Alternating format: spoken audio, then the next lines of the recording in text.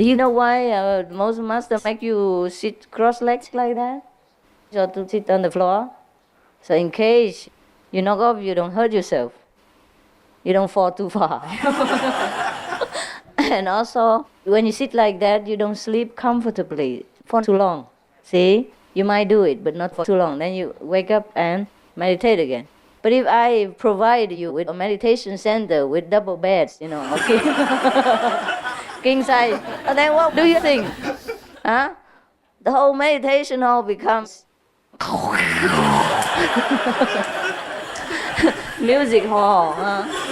All kind of tunes will be playing. Yeah. So this is a super hotel.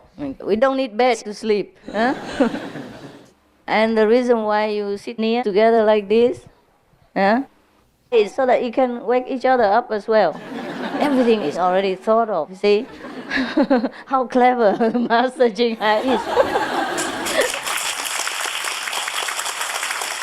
No, I'm just kidding. Yeah. Anybody can think of such things. So after a lot of our disciples sometimes go shopping around, and bargain with other so-called masters or teachers who teach them method, and they get bored, and then they come back here and habit, and then eat the hygienic food, and everything like that. So the last thing you have to do is just to keep this place tidy, the way it is, and then tidy up all the things, and move all the trailers to the other side, to the lower place. For whatever purpose, just move it there. You know why? Because our meditation center is lower than all this garbage, and it makes you feel pressure. Today I just told somebody, if you move all this away, you have more luck. You know why? Because then you will feel more spacious, When you go out, you don't feel like there's some pressure. This is not good feng shui, Yeah, because you put the garbage things on top of your roof, blocking all the view, and it makes you feel narrow, with pressure in between two blocks. It's not necessary like that, And when you walk out of the meditation center, the first thing you see is the toilet above your head, And you just don't feel good about it, see? And this is a psychological feeling. When you don't feel good, you feel heavy, And then you attract this heavy kind of atmosphere that comes to you, and that becomes bad luck, see? And if you feel good, if you're happy, relaxed, then you attract this, like attract like, You attract, or you will create this kind of lively atmosphere, and then you're very happy, Then you attract more happiness, more liveliness, and more kind of light-hearted feelings, and then luck comes, and that's what we call good luck, see? Good luck and bad luck we make ourselves.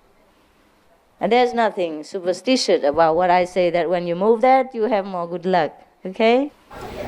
Same principle in your house. About feng shui, anything like that. There's no superstition. You see, feng shui is something like the old science, Especially in the old time, it's even more important. In old time, sometimes you build a house on top of some undercurrent water and you don't even know. And then after a while, your house capsizes, collapses. That's no good, see? So some people, they have to go and see and measure with whatever they can to see if underneath there's something dangerous for you, Or sometimes underneath there are some mines, iron mines or something like that, which affect your magnetic field. Like, cái gì đó nó kêu magnetic There's some magnetic iron underneath sometimes. And then if you sleep, you just... and you sleep like this, and then 5 minutes later you become like this. Just like the needle attracted by the magnetic iron, you know that? Yeah. And then later on, like this.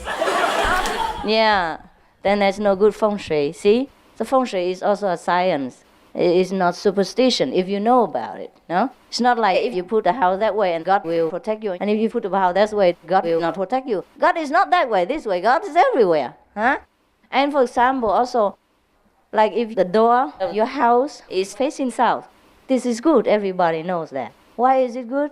Because south has more light, representing light.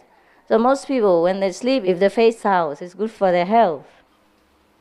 So that is one of feng shui.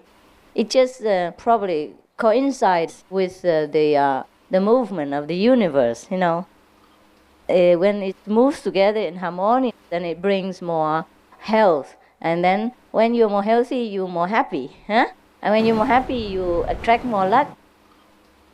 Things like that. So the old time people, they emphasize more feng shui because they didn't have much equipment to solidify their basement or things like that like in modern times. They didn't have equipment. So they had to rely on those people. Either they had their third eye, psychic power open and they could see underneath water, or they had some kind of psychic ability within themselves. They could sense, like something underneath the house is not good for the owner if it's built on top of it without a protective layer before the basement, something like that, and they just did something. This is nothing like cái gì bùa chú nói sao ha? Hả? Cái gì? Voodoo ha? Yeah, no need, huh? Sometimes they do something just to neutralize the force of the nature, huh? And then bless this house. It's okay. If you believe in that, it's good for you. We have to find a good one, okay? Otherwise, I can also become a feng shui master. Just can hula hula, ha. 5 names. Meditate, yeah. For example, like that. Or if the wind, the north wind, the cold wind, the bad wind, always blows this way, and you face your house this way, then of course you're about to catch a bad cold. A lot of times, whenever you open your door, or the wind comes through the gaps, right? Door cracks, huh? The door cracks? Yeah, the door cracks. And then it gives you sometimes piercing point kind of headache, huh? Okay, if you face that way to sleep or face that way to drink tea all the time, no? And then if you close the door, then you have some piercing kind of crack like sharp wind coming to you, huh? And if you open the door, then the bad wind comes in, and bring with it all kind of course, disaster, huh? Bad for you, bad for your health. And that is bad feng shui. Feng means wind, shui means water. In the old time, wind and water were very important to the people. Before we have tap water or any kind of thing like this, you have a house, you must have water nearby. Yeah, so you have to ask the person who knows feng shui. He can sense the water is where, or he has some instrument, crude one, in the old times. Or he has psychic ability. He tell you, okay, here you can build a house this way, and then you dig a well that way, you have water, huh? And you face your house that way because feng will come this way, no good for you. Things like that, So that means feng shui like that. It's just the position of the house in accordance with the harmony with nature. That's called feng shui. Similarly, this is bad feng shui, what you done all these years. I suppose all of you here have a lot of voodoo masters, and know feng shui and all that. A lot of Chinese here study I Ching and all that for years before I was even born. And study feng shui and all that, all the weird kind of science. And still didn't do anything about it. Even though I don't study any feng shui, I know it's no good. You just don't feel good, that's all. The good feeling is not there. You feel a little pressure when you come in and come out of this crack over there? No, huh? You don't, huh? You always close your eyes and meditate. And leave everything else to master, yes. That's why I have to do it all the time. I have to clean the kitchen for you and get mad, and now I have to clear them off, okay? And plant some crawling kind of plant, like maybe beans or something, and then you can harvest, and also cover the fence, or cut the fence to be level, or change it into kind of see-through fence. And if you don't want people to see, it's fine also. But paint them in green or something together, not different colors. They're very contrasting, and it's very disturbing to the eyes, of your eyes.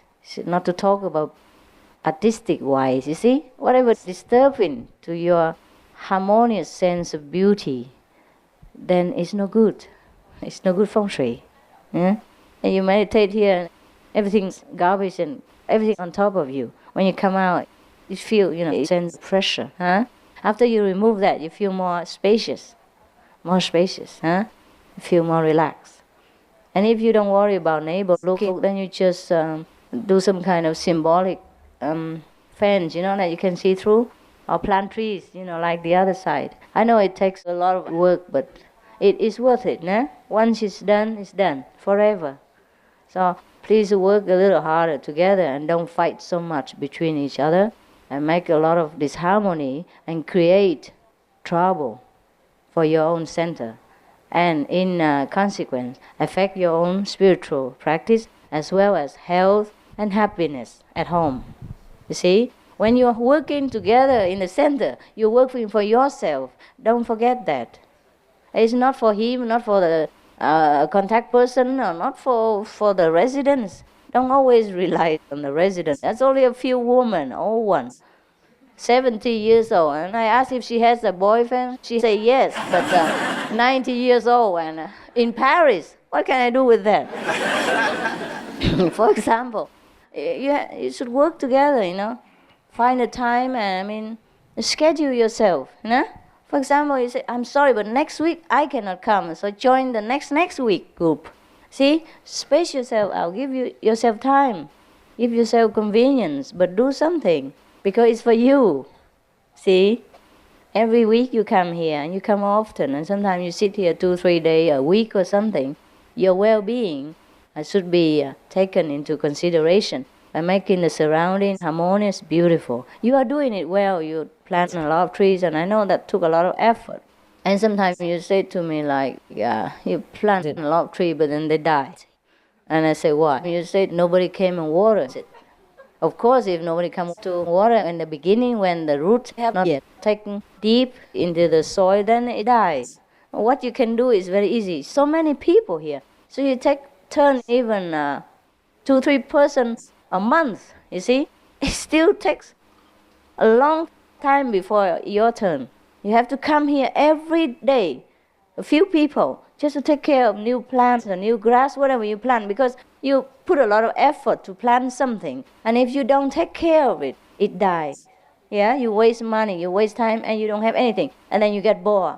Because you keep planting and you don't have anything, you feel bored, okay? You can plant more fruit trees over there too. A fruit tree a little bit farther away from the meditation center or the children playing area, because sometimes if you have fruit, if the fly, bees come, they might attack the children too. So think about it, if you want to attract these flies. You can plant trees too, huh? If they don't attract flies so much, it's okay. And plant them, they also have shadow, also green, and you have fruit. Yeah, whatever you plant is also fine. Even just green trees are okay. Go around here, this is the only place that has some trees, huh? It's very good. I think the government should give you 5-star award. Instead of making trouble, yeah. Because laws are only to punish people who do bad, right? And who damage the environment. But whoever takes care, who really care, and who makes it more beautiful, then we should reward them. Is that not so? Yes. Law should not be rigid. Law for people, not people for the law. And we are very law-abiding citizens here, and we make everything beautiful. So even whatever government, they should consider, if they're wise. That is just talking. Don't expect anything from the government, all right? We don't need,